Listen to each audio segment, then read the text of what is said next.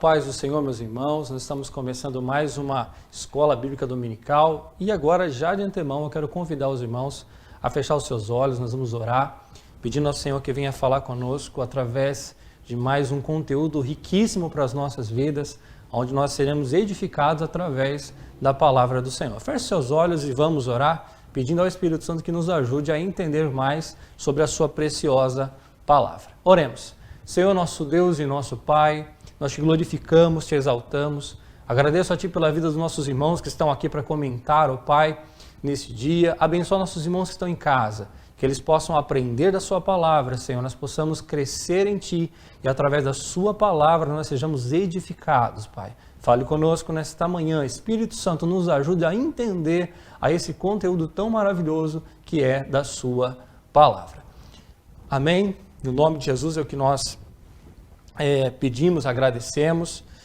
E, irmãos, vamos dar continuidade, né, à nossa aula. Mas antes de qualquer coisa, o nosso convite, vale sempre lembrar os irmãos, se inscreva no canal do YouTube da nossa igreja. Deixa aí também o like no vídeo, né? Coloca o sininho lá para ativar as notificações, para que você possa receber aí os avisos dos conteúdos. Nós sabemos que não só a escola dominical, mas também os nossos cultos. Aí curtir a nossa página do Facebook, meus irmãos. E lembrando também de compartilhar. Aquele irmão que você vê que não está participando, que talvez não foi na escola dominical, manda o link para ele, compartilha com ele, para que ele venha também aprender através deste conteúdo que nós vamos estar estudando hoje.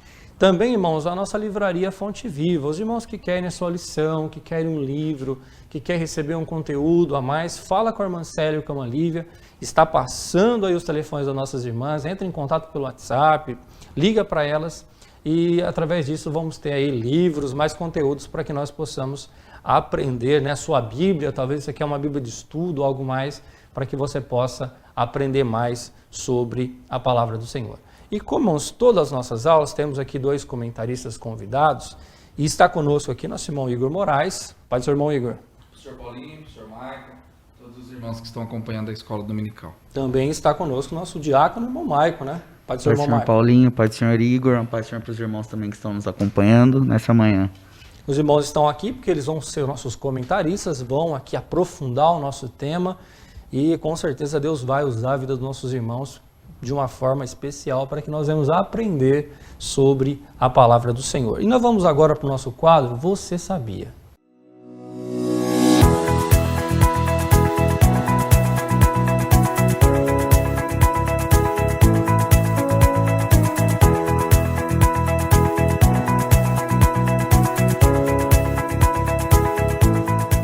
Amém, meus irmãos? E agora, irmãos, nós vamos aqui apresentar a nossa lição. Lição de número 4, Elias e os profetas de Azera e Baal. Nós estamos, irmãos, estudando aqui nesse trimestre, né, nesse terceiro trimestre, o plano de Deus para Israel em meio à infidelidade da nação, as correções, os ensinamentos divinos no período dos reis de Israel. Então esse é o tema que nós vamos estar estudando hoje, irmãos. Mais nessa aula, nós estamos vendo sobre os reis, nesse período tão importante, lições que nós vamos aprender sobre obediência, desobediência, há muita coisa que nós vamos estar aí aprendendo através deste conteúdo, né? Elias e os profetas de Azera e Baal. É um texto muito conhecido dos irmãos, mas há muito para que nós possamos aprender através disso, né, irmãos? O nosso texto báureo está em Romanos, capítulo 1, vamos ler? 1 Reis, capítulo 1, o versículo 18 e 38, que diz assim, né? Então caiu o fogo do Senhor e consumiu o holocausto e a lenha e as pedras e o pó e ainda lambeu a água que estava no rego. 1 Reis, capítulo 18, versículo 38. A nossa verdade prática, irmãos, diz assim: o Senhor sustenta com a sua forte mão todos os que estão dispostos a proclamar a verdade de que Ele é o único Deus digno de adoração. Nós vamos aprender muito sobre a vida do profeta Elias hoje nessa aula, né, irmãos? Como que o Senhor o respondeu, como que o Senhor abençoou aí a vida de Elias, né, respondendo o seu ato de fé, e também aí sobre os problemas de dúvida que o povo tinha. A nossa, irmãos, leitura bíblica em classe está registrada em 1 Reis, no capítulo 18, versículo 22 e 24, 26, 29, 30, 38, 39 e também no capítulo 19, do versículo 8 ao 14. Faça aí acompanhamento, né, através da sua lição, através da sua Bíblia, acompanhe a leitura agora da leitura bíblica em classe.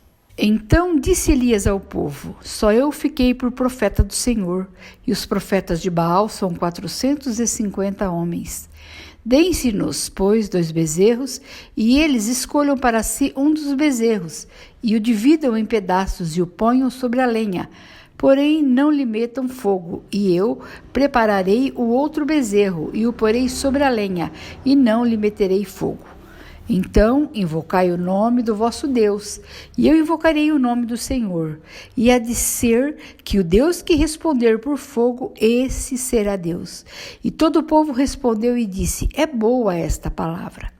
E tomaram o bezerro que lhes dera, e o prepararam, e invocaram o nome de Baal, desde a manhã até o meio-dia, dizendo: ah, Baal, responde-nos.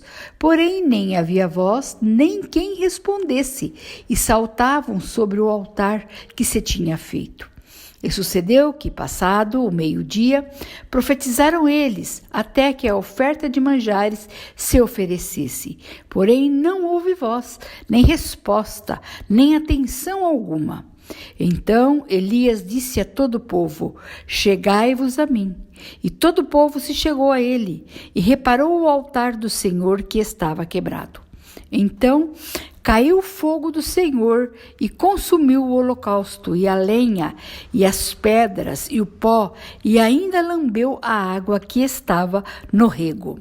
O que vendo todo o povo caiu sobre os seus rostos e disse: só o Senhor é Deus, só o Senhor é Deus. Levantou-se, pois, e comeu e bebeu, e com a força daquela comida caminhou 40 dias e 40 noites até Horebe, o monte de Deus. E ali entrou numa caverna e passou ali a noite. E eis que a palavra do Senhor veio a ele e lhe disse: que fazes aqui, Elias? E ele disse: tenho sido muito zeloso pelo Senhor, Deus dos exércitos, porque os filhos de Israel deixaram o teu concerto, derribaram os teus altares e mataram os teus profetas à espada. E eu fiquei só, e buscam a minha vida para me atirarem. E ele lhe disse: sai para fora e põe-te neste monte perante a face do Senhor. E eis que passava o Senhor, como também um grande e forte vento, que fendia os montes e quebrava as penhas diante da face do Senhor. Porém o Senhor não estava no vento. E depois do vento, um terremoto. Também o Senhor não estava no terremoto. E depois do terremoto, um fogo. Porém, também o Senhor não estava no fogo. E depois do fogo, uma voz mansa e delicada. E sucedeu que, ouvindo a Elias, envolveu o seu rosto na sua capa, e saiu para fora, e pôs-se à entrada da caverna. E eis que veio a ele uma voz que dizia: que fazes aqui, Elias? E ele disse: eu tenho sido em extremo zeloso pelo Senhor, Deus dos exércitos, porque os filhos de Israel deixaram o teu concerto, derribaram os teus altares e mataram os teus profetas à espada, e eu fiquei só, e buscam a minha vida para me atirarem. Amém, irmãos. É sobre este conteúdo maravilhoso que nós vamos estar estudando hoje, com base nesses versículos que nós vamos aprender sobre a palavra. Toda lição, irmãos, ela tem um objetivo geral. E o objetivo geral dessa lição é revelar que Deus opera milagres através dos seus filhos. E também, irmãos, cada tópico também tem aí os seus objetivos, né?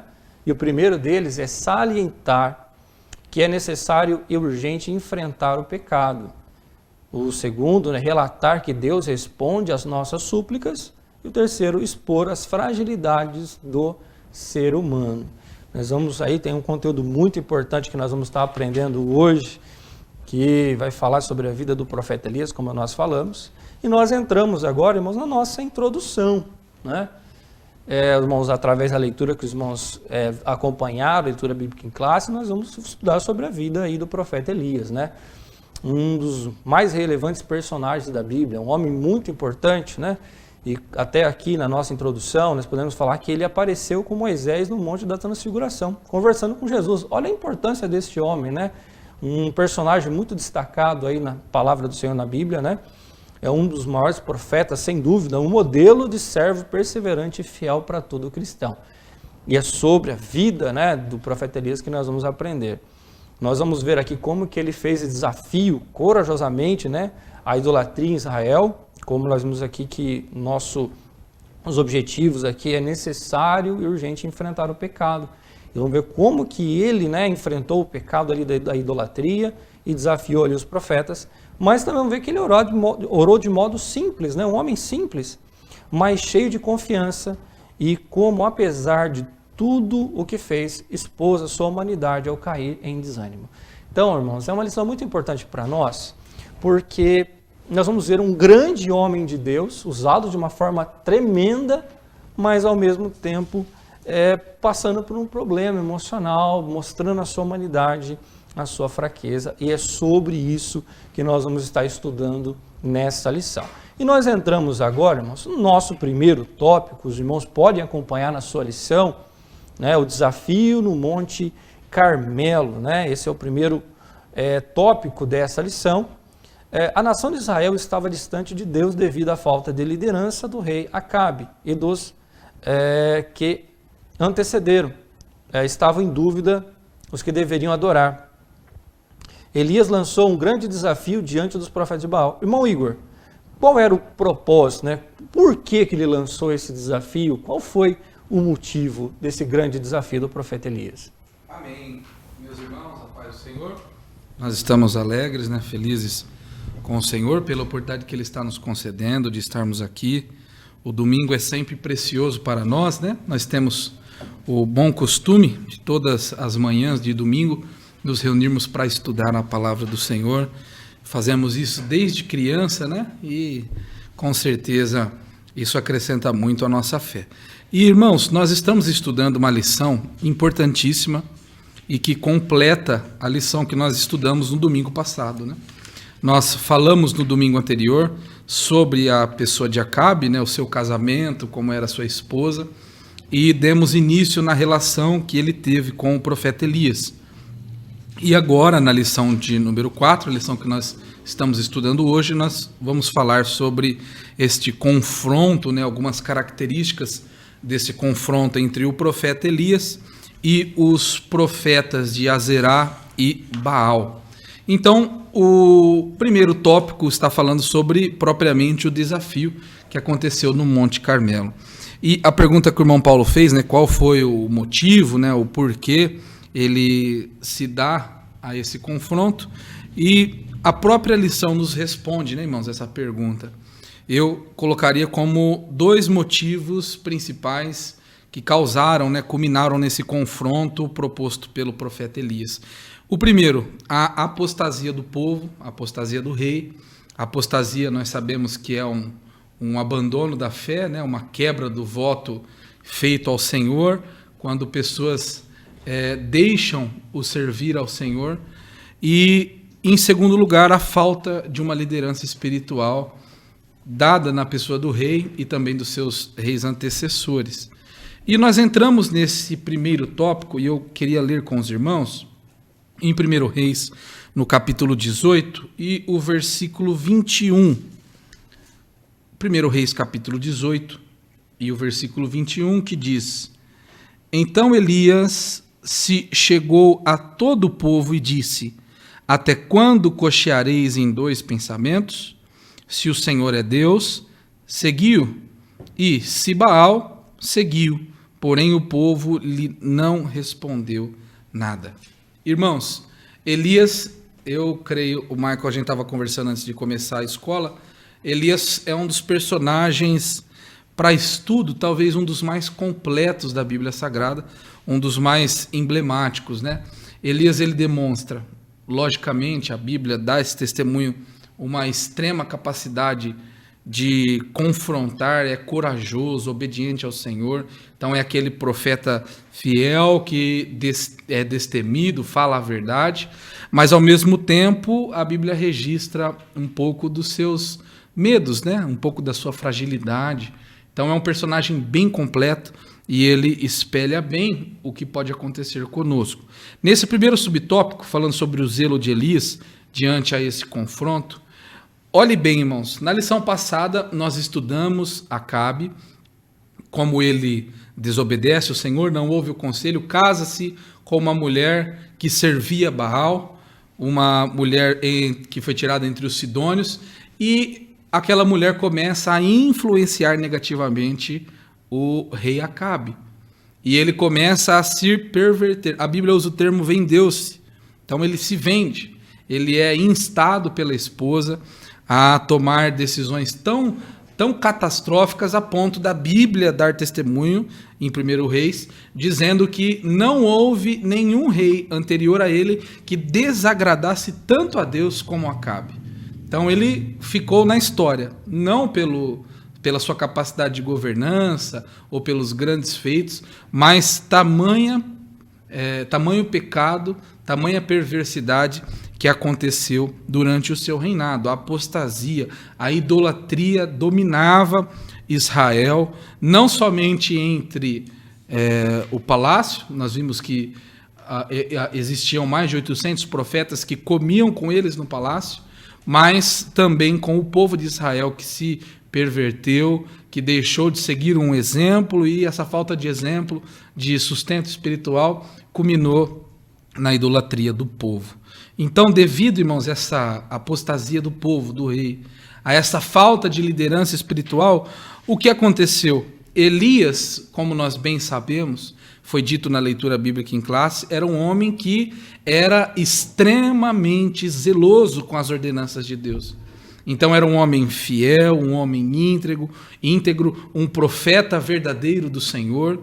Então ele tinha qualidades que o impulsionaram a não se conformar com aquela situação, a ponto de o seu zelo, o seu cuidado pela lei do Senhor, o seu cuidado por seguir as ordenanças do Senhor, culminaram e instaram a que ele levasse a esse confronto. E nós sabemos a continuidade da história, nós vamos ver ao longo da lição, mas Deus honra este homem por não se conformar. O versículo que nós lemos em 1 Reis, capítulo 18, versículo 21, fala como o profeta Elias reage com o povo. Então o povo, irmãos, veja bem, estavam sem uma liderança espiritual na figura do seu rei, porque o rei já havia se vendido, estava adorando deuses estranhos, era um deus idólatra, pecador, um rei que foi perverso. E o povo, irmãos, foi infelizmente se perdendo, deixando de adorar ao Senhor. Nós sabemos a história, né? Acabe mata profetas que serviam a Deus, quebram os altares e levantam altares de adoração a Azerá, a Baal, e instam o povo a praticarem esse tipo de idolatria. E o profeta, irmãos, é levado nesta função de profeta, lembrando, né, irmãos, que o sacerdote, a figura do sacerdote no Antigo Testamento, nós podemos resumir de uma forma talvez mais lúdica, que era os ouvidos de Deus, né?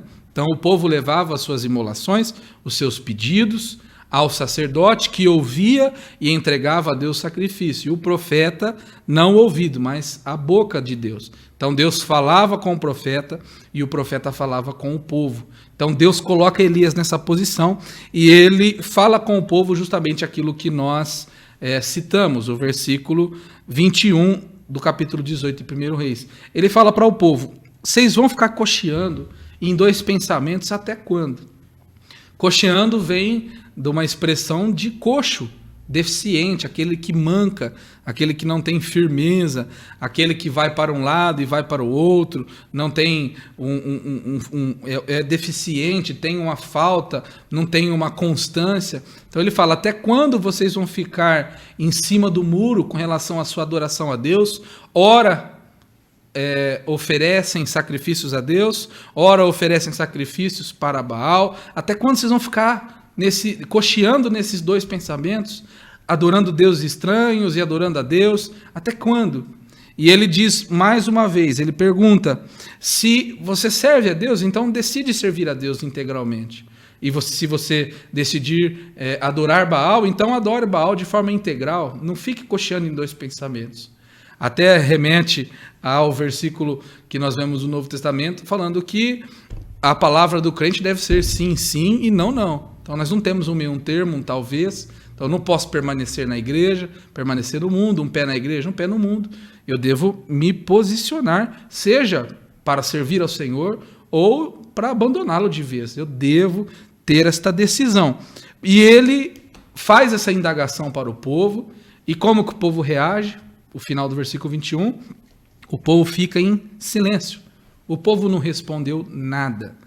E o que acontece, irmãos? O povo não tinha uma resposta para essa pergunta. O interessante, e eu acho importante nós entendermos, porque nós estamos estudando o livro dos reis.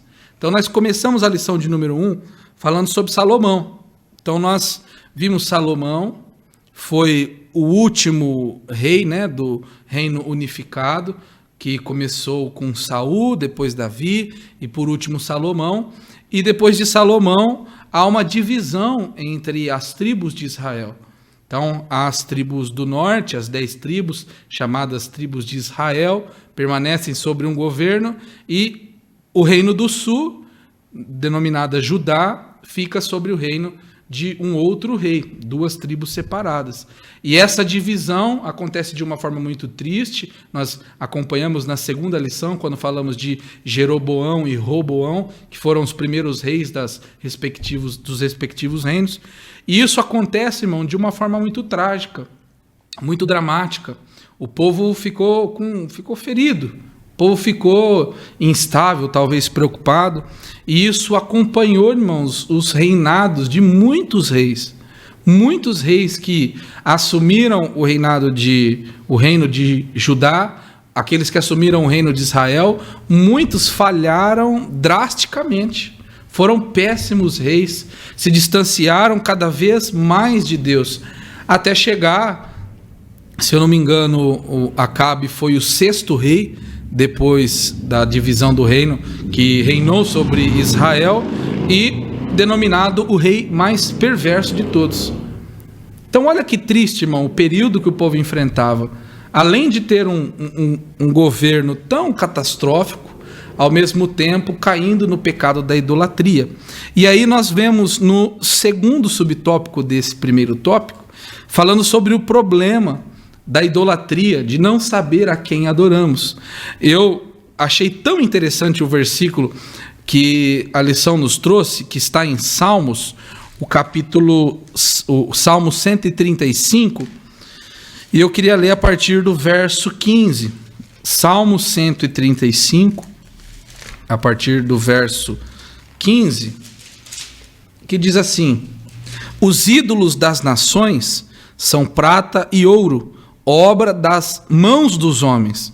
Tem boca, mas não falam, tem olhos, mas não veem, tem ouvidos, mas não ouvem, nem há respiro algum na sua boca. Semelhantes a eles se tornam os que os fazem, e todos os que confiam nele.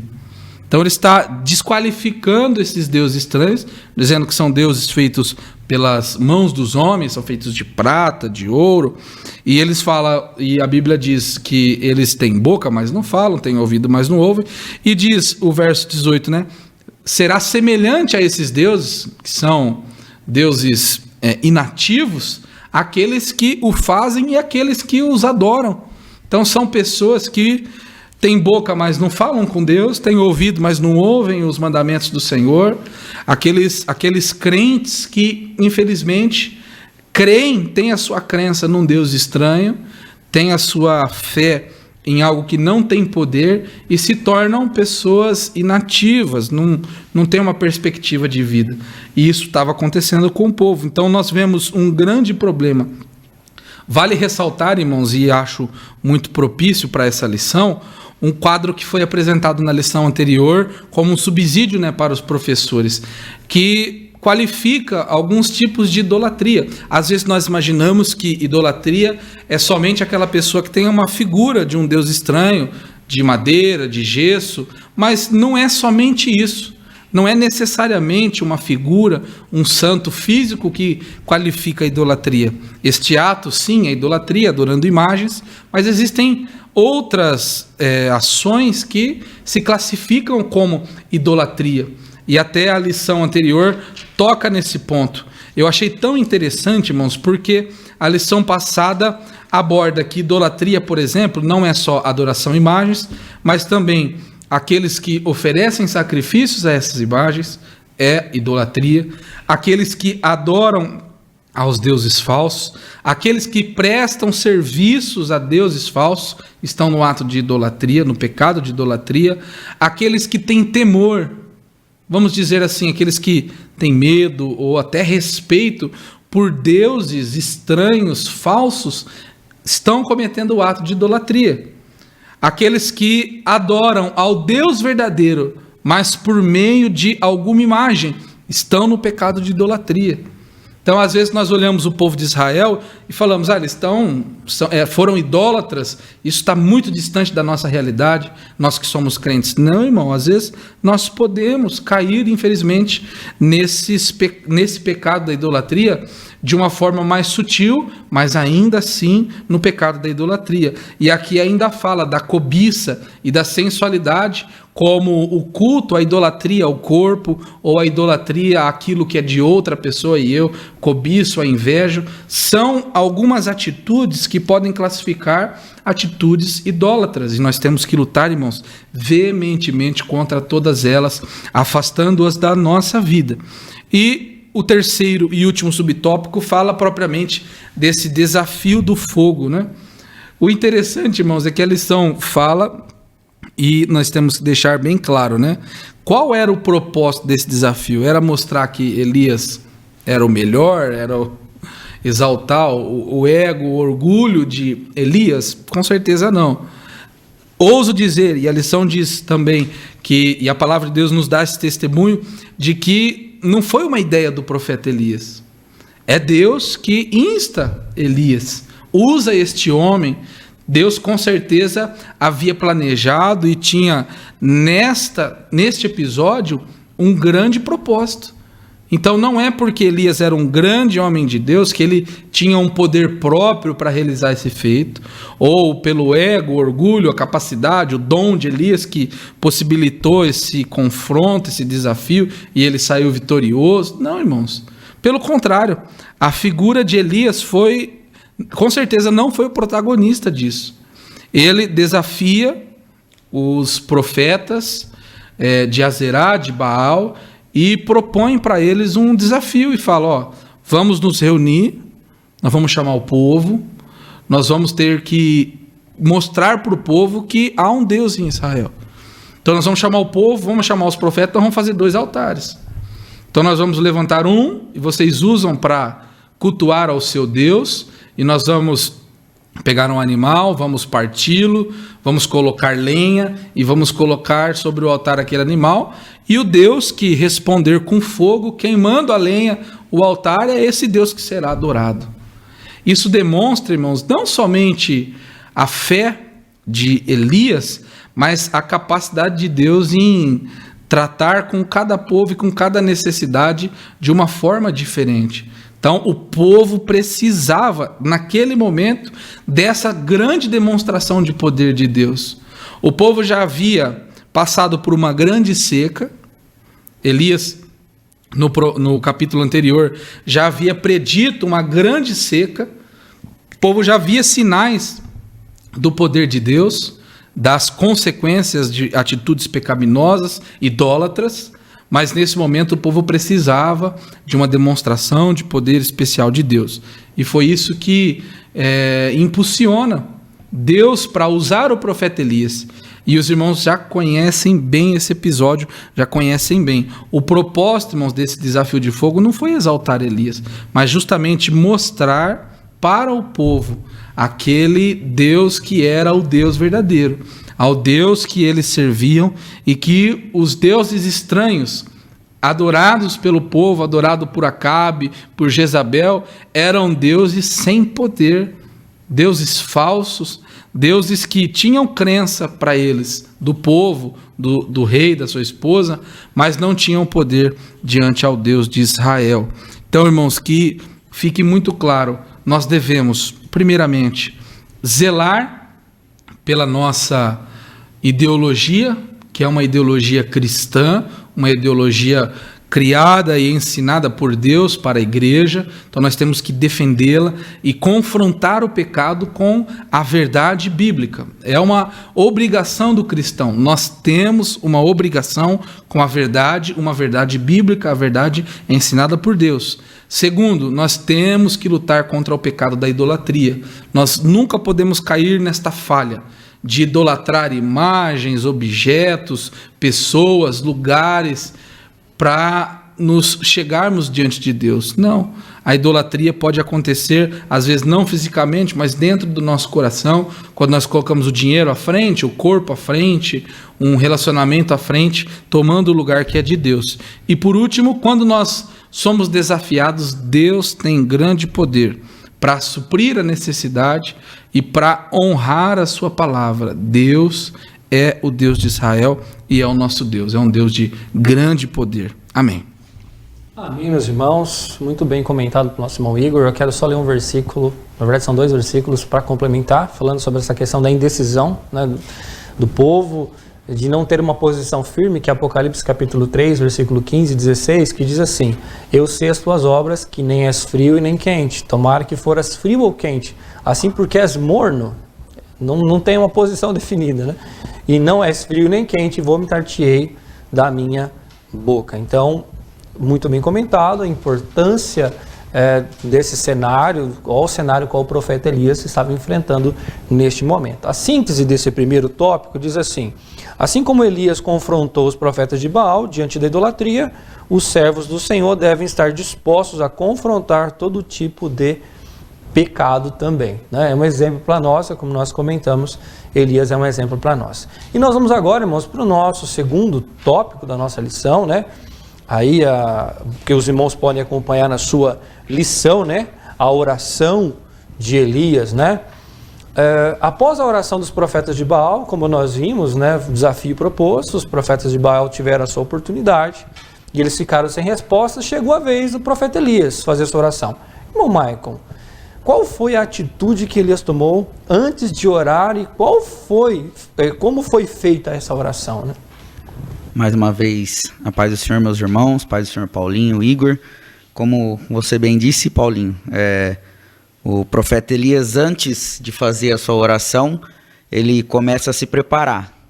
O Igor já nos expôs que foram altares separados e Elias nota um altar ao Senhor que estava ali destruído, como um dos primeiros sinais da idolatria do povo que Acabe havia instaurado ao povo. O altar de adoração ao Senhor havia sido destruído. Então Elias vai, restaura aquele altar, pega 12 pedras, simbolizando as 12 tribos de Israel, que o Senhor havia e tinha poder e continuava sob o controle das 12 tribos, continuava pronto para receber a adoração das 12, indiferente, como a gente vai ver um pouco mais à frente, indiferente das obras passadas, o Senhor ainda estava disposto a receber a oração do povo. Elias vai, começa a restaurar o altar para poder fazer a sua oração, para poder prestar sacrifício, mostrando para nós que às vezes nas nossas vidas a gente derruba alguma pedrinha, a gente esbarra no altar sem querer, acaba tirando alguma coisa do lugar, e para a gente prestar a nossa oração, prestar adoração ao Senhor, primeiro o nosso altar tem que estar restaurado. O nosso altar tem que estar em pé, tem que estar pronto para que nós possamos depositar a nossa oferta nele.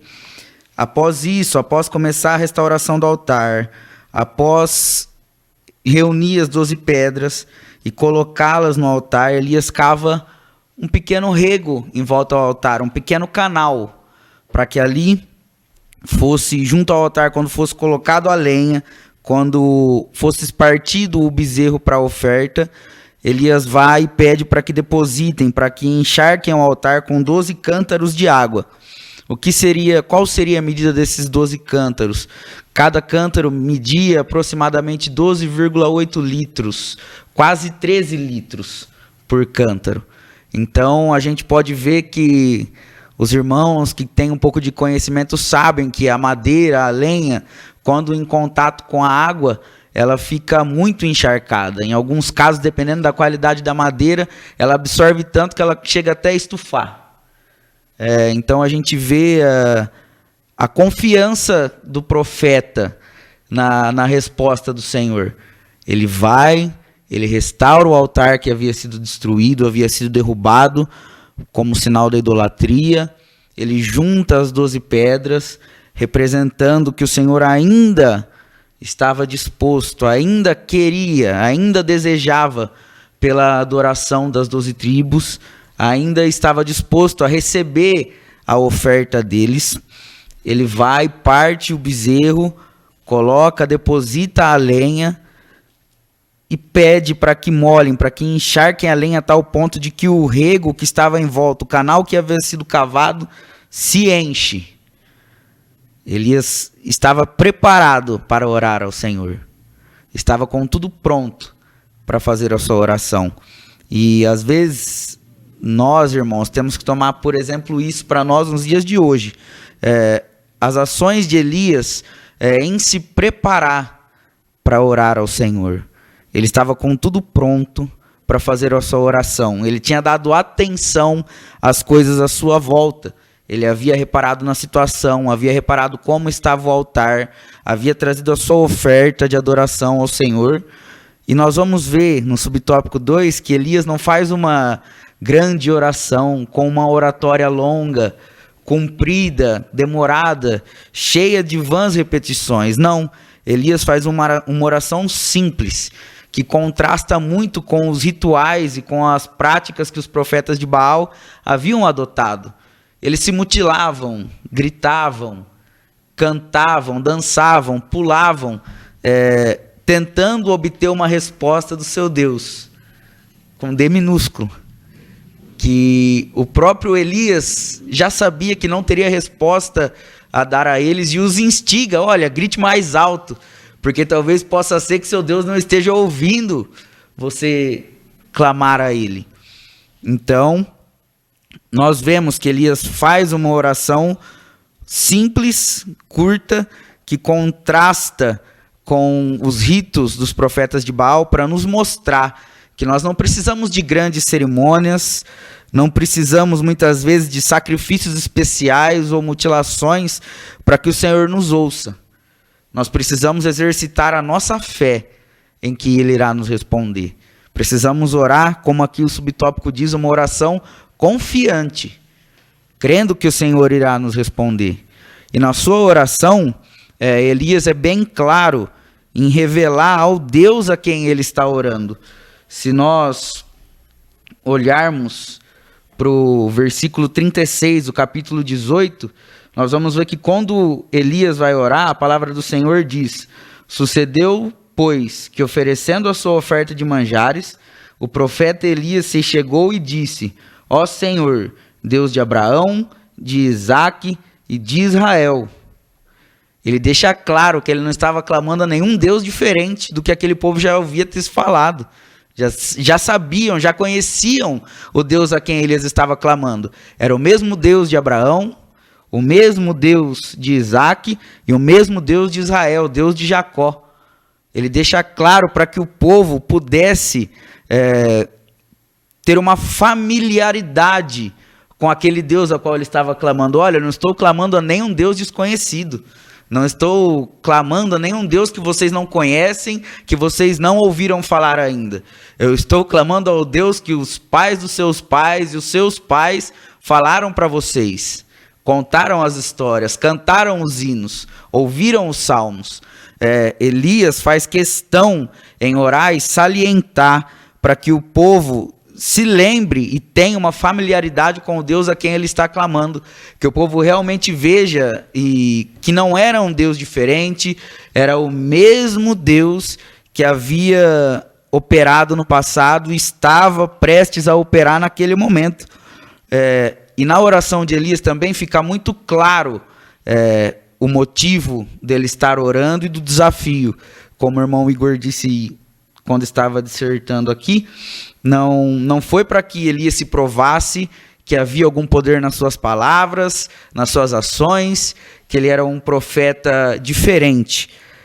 Elias deixa muito claro no versículo 37, responde-me, Senhor, responde-me, para que este povo conheça que tu, Senhor, és Deus, e que tu fizestes tornar o seu coração para trás. O motivo, tenho certeza, que o motivo do desafio e a convicção na oração de Elias, essa confiança que Elias demonstra na sua oração, era para que se revelasse ao povo quem era o Deus a quem eles deveriam seguir, o Deus a quem eles deveriam servir, e o Deus a quem Elias estava orando. E quando Elias ora, o Senhor derrama o fogo, consome a oferta, lambe o rego, consome a lenha, consome a água, não fica nada no altar, como prova de que aquela oferta foi aceita. E como nós vimos no final do versículo 37, o Senhor fez o seu coração voltar para trás, aceitando a oferta de Elias em favor do povo, em favor do conhecimento, de que o povo reconheceria a Deus naquele momento, a partir daquele momento, e revelando a misericórdia do Senhor com aquele povo. Um povo que outrora havia deixado, havia se afastado, havia prestado cultos a deuses estranhos, a deuses que não eram conhecidos, não eram instruídos, deuses que não eram passados de geração em geração, deuses que foram enxertados no meio do povo. Deus faz seu coração voltar para trás, usando de misericórdia naquele momento e dizendo, mostrando ao povo que ele estava dando uma nova oportunidade ao povo para que se chegasse a ele, para que adorasse a ele, para que trouxesse as suas ofertas a ele, para que voltasse a depender da providência dele. Quando Deus consome a oferta de Elias e responde à oração dele, Deus revela quem é o verdadeiro Deus. Deus revela quem ele é e que ele agiria com misericórdia, agiria de misericórdia e compaixão com o povo, dando uma nova oportunidade a ele. E não somente isso, quando o povo age de maneira unânime, reconhecendo que só o Senhor é Deus naquele lugar, o Senhor, através de Elias, acaba com a seca que durava já 3 anos e meio, através do reconhecimento do povo de que o Senhor era o único Deus. Então nós vemos, irmãos, que Elias se prepara. Elias não usa de vãs repetições. Ele faz uma oração simples, mas uma oração confiante. Ele revela ao povo o Deus a quem ele está orando, o verdadeiro Deus, o Deus a quem ele está buscando. O Senhor responde essa oração confiante de Elias. E de mesmo modo o Senhor age de misericórdia com aquele povo. Amém, meus irmãos. Que nós venhamos aprender com esse conteúdo nesta aula. Meus irmãos, eu tenho certeza que Deus não quer que seu coração fique em dúvida. O povo estava em dúvida, como o nosso irmão Igor disse, por influência do seu rei, desviado, incentivando a buscar um Deus estranho, um Deus com D minúsculo, que não respondia. E pode ser que muitas vezes a gente é levado da mesma forma, às vezes ficar em dúvida a respeito de Deus. Nós vimos dessa maneira, como o nosso irmão Maico bem explicou, a resposta de Deus e mostrando mesmo a misericórdia de Deus para com aquele povo, para que aquele povo pudesse acreditar no Senhor novamente, porque era o melhor para eles estar servindo a Deus. Então, nesta manhã, se existe alguma dúvida no seu coração, que isso seja tirado e você volte a confiar no Senhor plenamente, sem ter nenhuma dúvida. A síntese desse segundo tópico diz assim: quando exercitamos a nossa fé e a confiança no Senhor, Ele responde nossas orações e nos livra de qualquer adversidade. Então, coloque a sua fé. Elias orou de uma forma simples, objetiva, de acordo com a palavra, seguindo o procedimento que era necessário, e Deus o respondeu para que aquele povo pudesse voltar a acreditar no Senhor e for abençoado. A seca acabou, né? E nós vamos já, irmãos, para o nosso terceiro tópico, que é a hora passa. E aí os irmãos estão acompanhando na sua lição, Elias em Horebe, né? E esse primeiro subtópico, né, irmãos, os efeitos e a exaustão do profeta. Nós estamos vendo um grande homem de Deus, uma oração que Deus respondeu com fogo, mas vamos ver também a sua humanidade, né? A sua fragilidade. Irmão Igor, o que levou o profeta Elias à exaustão? Amém. Meus irmãos, antes de responder essa pergunta, né, o próprio tópico vai se encarregar de responder. Acho interessante, irmãos, trazer para a reflexão dos irmãos, até anotei aqui, a lição dá uma pincelada sobre esse assunto, sobre a materialidade da fé. Então nós estamos falando de um povo de Israel, que já foi testemunha de grandes feitos de Deus, teve sobre o seu governo Davi, que foi um homem que foi levantado por Deus, ungido pelo Senhor, teve também muito sucesso na sua liderança, no seu reinado. Salomão, um homem extremamente sábio. Então, um povo que experimentou, irmão, coisas únicas com Deus. E agora, nesse momento, um povo que se corrompia adorando a um Deus estranho. Como que nós chegamos a esse ponto, irmão? Mas o interessante para a reflexão dos irmãos e da nossa é que a fé, ela não é totalmente suficiente, né, para sustentar uma estrutura religiosa. Somente a fé não é suficiente. Então eu creio que essa caneta é o meu Deus, mas somente a minha fé nessa caneta não vai transformá-la num Deus, né? Então não é porque o povo adorava Baal que a sua fé era materializada e tornava Baal um Deus poderoso, talvez até superior a Deus. Pelo contrário, nós vemos, e o profeta Elias se encarrega de dizer isso, né, que era um Deus que tinha ouvido, mas não ouvia, tinha boca, mas não falava, não respondia à oração dos seus profetas. Então, um Deus com D minúsculo, um Deus que era um Deus que não exercia influência nem poder nenhum, mas tinha uma crença, uma estrutura religiosa. Os sidônios da terra que veio Jezabel, a própria Jezabel, Acabe, o povo se corrompendo e adorando esse Deus, mas um Deus que não tinha nenhum poder. Então, o que dá materialidade à fé é a teologia por trás de um Deus, a experimentação. O povo tinha testemunho que Deus era poderoso, porque Deus já havia feito o povo passar o Mar Vermelho, já tinha feito tantos milagres, testemunharam tantas grandes obras, grandes profetas de Deus, sacerdotes, mas ainda assim se prostraram a Deus estranho. Então, essa teologia, esse estudo, essa materialidade é o que a fé precisa, né, irmãos, para dar sustância a uma estrutura espiritual. Nós servimos a um Deus verdadeiro e vivo. Isso é importante dizer. Nosso Deus é um Deus vivo, é um Deus que se movimenta, é um Deus que tem todo o planeta na palma das suas mãos, conhece a situação aqui, situação na cidade vizinha, no estado vizinho, no país vizinho, em todo o globo, está presente nas causas humanas, é um Deus que intervém, que fala conosco, que nós o sentimos. Então é um Deus vivo, um Deus verdadeiro. E quando nós olhamos para Elias, imagine, o que Deus queria usar Elias era para justamente quebrar essa fé rasa, que não tinha materialidade, e fazê-los olhar novamente para Deus. Era a proposta de Deus com a vida de Elias.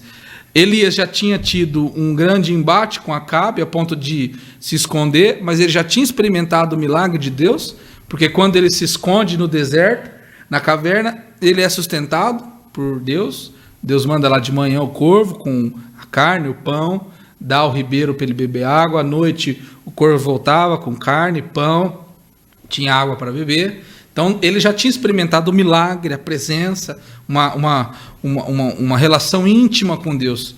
Mas, quando nós olhamos o capítulo 19 e o versículo 5, eu gostaria de ler com os irmãos, 1 Reis 19, a partir do primeiro versículo, gostaria de ler esses 6 primeiros versículos.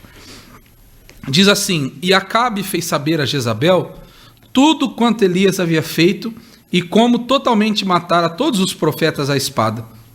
Lembrando, Elias já tinha feito, né, o desafio do fogo, Deus havia descido de forma muito milagrosa, ele levou com o povo os profetas para o vale, os profetas de Baal, e matou todos.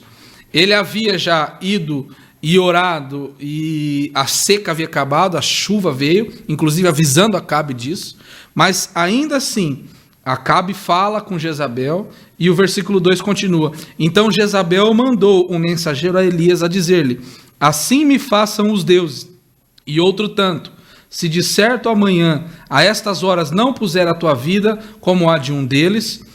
O que, vendo ele, se levantou para escapar com vida, e se foi, e veio a Berseba, que é de Judá, e deixou ali o seu moço. E ele se foi ao deserto, caminho de um dia, e veio e assentou-se debaixo de um zimbro, e pediu em seu ânimo a morte, e disse: Já basta, ó Senhor, toma agora a minha vida, pois não sou melhor do que os meus pais. Versículo 5: E deitou-se e dormiu debaixo de um zimbro, e eis que então veio um anjo, tocou-lhe e disse: Levanta-te e come. E olhou, e eis que a sua cabeceira estava um pão cozido sobre as brasas, e uma botija de água, e comeu e bebeu, e tornou-se a deitar-se. Então, nós vemos aqui nesse momento um homem que teve experiências milagrosas, poderosíssimas, mas neste momento, um homem levado à exaustão. Um homem que o desânimo talvez tomou conta do seu coração. Isso mostra, irmão, que nós, qualquer cristão que serve a Deus, nós, de forma mais simples, ou até aqueles irmãos que têm uma tão grande responsabilidade, que são usados por Deus de formas extraordinárias, sobrenaturais, estão suscetíveis ao desânimo, estão suscetíveis ao estresse, a sofrer uma depressão, a estarem desanimados na caminhada. Isso e pode acontecer com qualquer um de nós, independente do cargo, independente da capacidade. O desânimo pode acontecer, a exaustão pode acontecer com qualquer um de nós. Então isso significa, irmão, que nós que servimos ao Senhor temos que ter um cuidado e aprender, irmãos, com o exemplo de Elias, que não é porque Deus me usou grandiosamente no passado, não é porque Deus me usou grandiosamente no culto anterior, que hoje o cansaço, o desânimo, o estresse não podem abalar minha fé. Eu posso sim, infelizmente, ter a minha fé abalada. E esse primeiro tópico termina citando alguns dos muitos feitos de Elias. Olha só, um homem que estava desejando a morte, já estava desanimado, sem comer, não queria comer, só queria dormir nesse momento. Então, olha um pouco dos grandes feitos. A lição começa dizendo: ele consegue reunir o povo no Monte Carmelo, através de Acabe, que era o seu inimigo. Ele fez descer fogo do céu no altar molhado. Ele fez o povo, mesmo em rebeldia, se dobrar diante do Senhor. Ele eliminou cerca de 850 profetas de Baal e Azerá, que recebiam o apoio do rei, comiam na mesa do rei, da sua esposa. Ele fez chover após um grande período de seca. Ele correu mais depressa que a carruagem de Acabe, e ele foi sustentado por um anjo nesse episódio. Então, um homem que teve experiências tão sobrenaturais, tão grandiosas, poderosas, mas ao mesmo tempo deixou-se abater pela exaustão, pelo cansaço. Então, fica para nós um alerta. Independente do tamanho da nossa fé, independente da qualidade que nós prestamos os nossos serviços ao Senhor, estamos suscetíveis sim a deixar com que o cansaço, o desânimo atinja o nosso coração. E nós vamos ver nos próximos 2 uma forma talvez de blindar a nossa vida para isso não acontecer. Amém. Que experiência, né, meus irmãos? Um grande homem de Deus, destacado homem de Deus, mas passando por esse momento difícil em sua vida, de exaustão, de canseira. Isso realmente, irmãos, é para nós um grande exemplo, como nosso irmão disse, não existe super-heróis, né? Elias experimentou um poder de Deus de uma forma extraordinária, mas também tinha sua canseira, tinha esses momentos de fragilidade. Então nós temos que aprender a respeitar isso também nas nossas fraquezas. E nós vamos agora para o nosso segundo subtópico desse terceiro tópico, que é o pedido para morrer, né? Bom, Michael, por que o profeta Elias chegou a desejar a morte? Irmãos, como o irmão Igor já fez a leitura aqui do capítulo 19, a gente vê que Jezabel, ela faz investidas terríveis contra a vida do profeta, jurando que certamente tiraria a vida dele. Mesmo vendo todos os prodígios e milagres que o Senhor já havia realizado através da vida dele, Jezabel jura que certamente tomaria a vida do profeta. E Elias, irmãos, ele se enche de autopiedade nesse momento. Ele fica apreensivo, com medo das ameaças de Jezabel.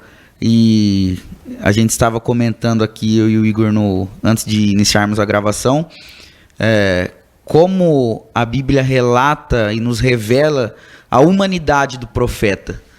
Porque se nós não conhecêssemos essa parte da história, pareceria alguém inalcançável para nós, vendo apenas os feitos que Elias tivera realizado.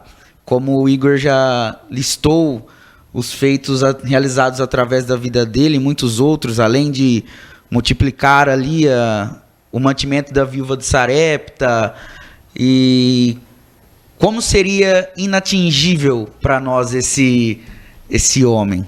Mas a Bíblia relata e nos faz questão de relatar a nós a humanidade desse homem.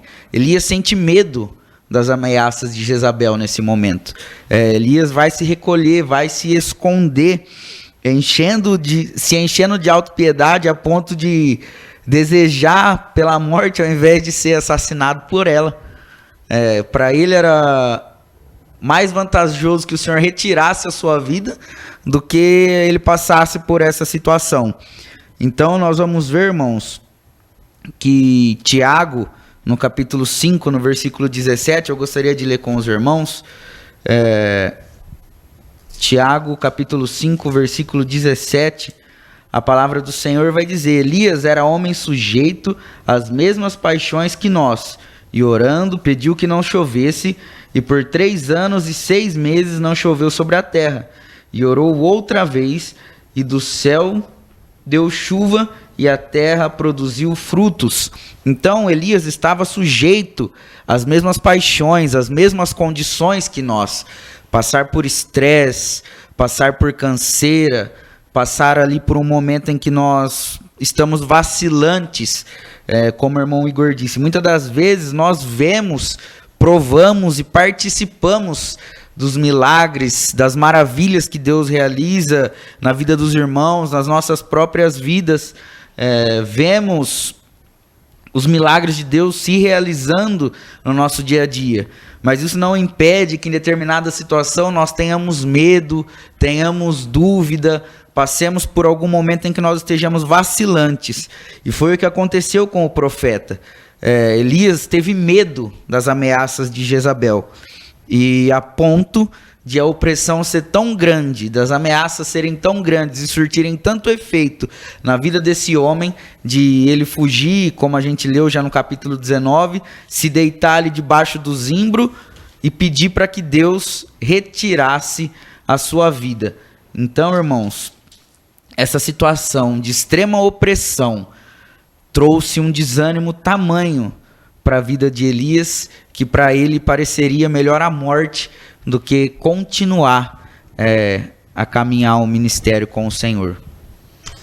Meus irmãos, essa lição é tão importante, porque eu tenho certeza que os irmãos podem acompanhar aí, talvez na internet, casos de suicídio, até de pastores. Eu quero ler um versículo com os irmãos, só para ressaltar, Mateus 11, 28, que diz assim: Vinde a mim todos que estáis cansados e oprimidos, e eu vos aliviarei. Se um homem como o profeta Elias chegou a esse ponto, como nossos irmãos disseram, qualquer um de nós pode passar por esse momento. Não é uma vergonha você pedir ajuda, né, para o seu pastor, uma pessoa próxima, auxílio e, claro, buscar a Deus por isso, né? Como o irmão disse, o irmão Michael disse, se não mostrasse talvez esse ponto, parecia que era alguém realmente, não, esse aqui não dá para comparar com os demais.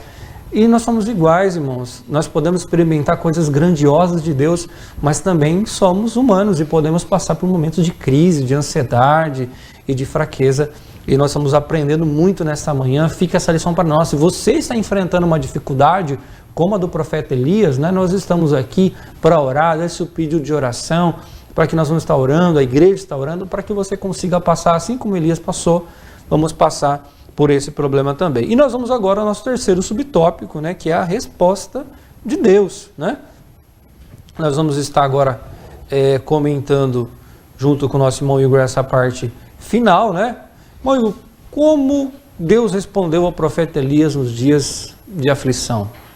Bem, a certeza que nós temos é que Deus responde, né? Responde. Com certeza.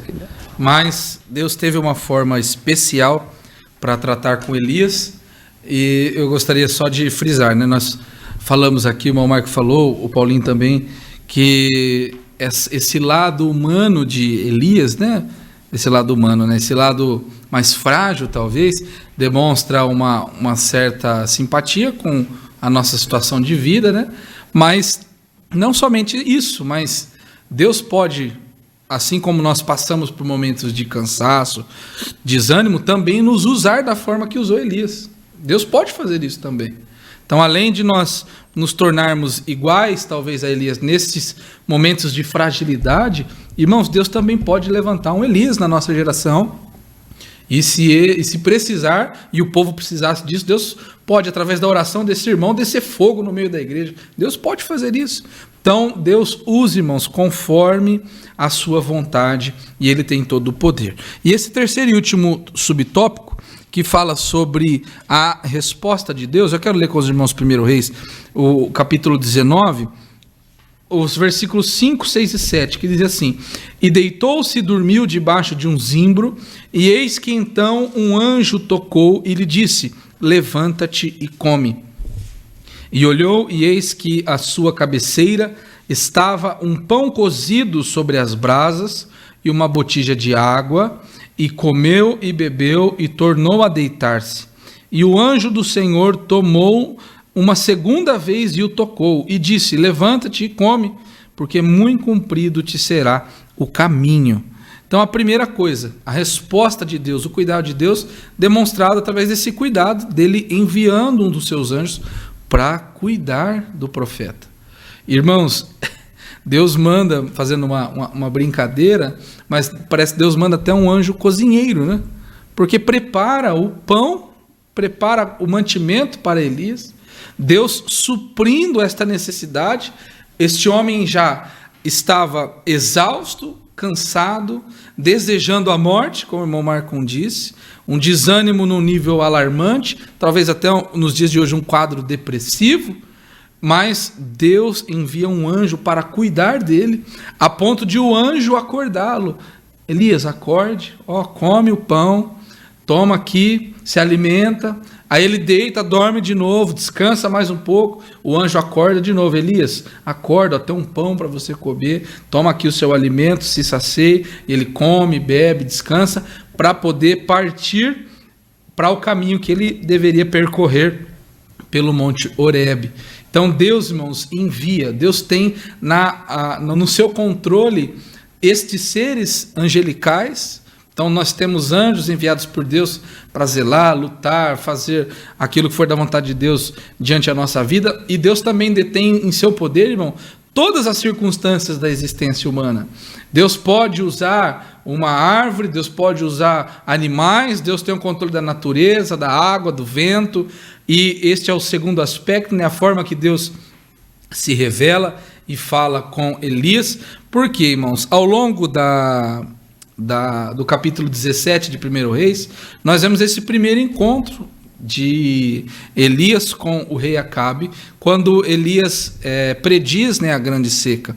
E ele irmãos, orientado por Deus para ir embora, se esconder, e nós já sabemos a história, ele é sustentado por Deus. Mas neste episódio, Deus trata Elias de uma forma diferente. Naquele momento, Deus zela e cuida, sim, pela vida de Elias. Elias volta, faz esse desafio do fogo, Deus manda fogo, consome o altar, ele ora, Deus traz a chuva de novo, então Deus usa Elias. Então Elias foi de um momento de foragido lá na caverna, sendo alimentado por corvos, para um momento de um profeta protagonista, assim, de um grande feito divino, mata os profetas de Baal, aí depois novamente um período de reclusão, um período de desânimo. Deus envia o anjo novamente para sustentar Elias e começa a tratar com o profeta de uma forma diferente. A partir do versículo 11 e 12, nós vemos que Deus começa a se manifestar de formas diferentes através dos recursos naturais, soando como vento, terremoto, mas propriamente dito através de um som suave, através de um vento tranquilo. A palavra de Deus nos diz em 1 Reis 19, os versículos 11 e 12, dizem assim: E ele disse, sai para fora e põe-te neste monte perante a face do Senhor. E eis que passava o Senhor como um grande e forte vento, que fendia os montes e quebrava as penhas, os penhascos, os vales, diante da face do Senhor. Porém o Senhor não estava no vento. E depois do vento veio um terremoto, e também o Senhor não estava no terremoto. E depois do terremoto, um fogo, porém também o Senhor não estava no fogo. E depois do fogo, uma voz mansa e delicada. E sucedeu que, ouvindo a Elias, envolveu o seu rosto na capa e saiu para fora, e pôs-se à entrada da caverna. E eis que veio a ele uma voz que dizia, que fazes aqui, Elias? Então Deus torna a falar com Elias, de uma forma misteriosa, uma forma emblemática, mas Deus faz questão de falar com esse homem, com esse profeta. Então, irmãos, mediante a qualquer situação, Deus falará conosco. Deus usará todos os recursos possíveis ao nosso favor, se nós estivermos sob o cuidado de Deus. Deus cuidou de Elias, enviou anjos, enviou corvo, teve todo o seu cuidado e agora fala com Elias. E por fim nós vemos, que Elias tem, nesse momento, nesse capítulo final, um novo propósito para o seu ministério. Então a gente pode olhar a vida de Elias e falar, Elias já atingiu o auge, já passou pelo melhor, já fez muita coisa para Deus, agora vai aposentar, vai ficar tranquilo. Não, Deus falou, você tem um propósito diferente, vai lá, você vai ungir Eliseu, você vai ungir Jeú, você vai ungir homens, e você será usado ainda. Então Deus dá, irmãos, olha o hospital de Elias, Deus cuida, alimenta o corpo, cuida, descansa, depois Deus fala com ele, volta esse relacionamento, fala com Elias e depois apresenta um novo propósito para o seu ministério, para a sua vida. Então, irmãos, que nós tenhamos este bom conselho através do testemunho de Elias. Mesmo diante um grande milagre, um grande feito, nós podemos nos abater, o cansaço, o estresse pode sobrevir a nós, mas também Deus sempre demonstrará o seu cuidado. Deus cuida dos seus, Deus honra os seus profetas, homens e mulheres de Deus que se dedicam e levam adiante o nome do Senhor. Amém. Meus irmãos, que aula tão maravilhosa, Eu acredito, irmãos, que nesta oportunidade, nesta manhã, o Senhor possa abençoar a sua vida. Você receba o cuidado que Elias recebeu. Esse demonstrando o grande amor de Deus para com o seu povo. Entende realmente a síntese desse terceiro tópico? Diz assim, Deus compreende nossos momentos de desânimo e fadiga, pois eles fazem parte da nossa humanidade. Então que o Senhor realmente cuide de você nesses momentos. Se você está passando por um momento difícil, de crise, momento de desânimo, mas que o Senhor venha cuidar de você, que o anjo do Senhor venha te despertar essa manhã, realmente para que você possa continuar na sua vida e, como nosso irmão disse, siga os propósitos de Deus para a sua vida, Deus cuide de você nessa situação que você está passando e você vença e glorifique o nome do Senhor lá na frente, depois, independente da situação. Irmãos, a conclusão desta aula, nós vemos que Elias é um grande exemplo para nós de comportamento, um servo fiel ao Senhor.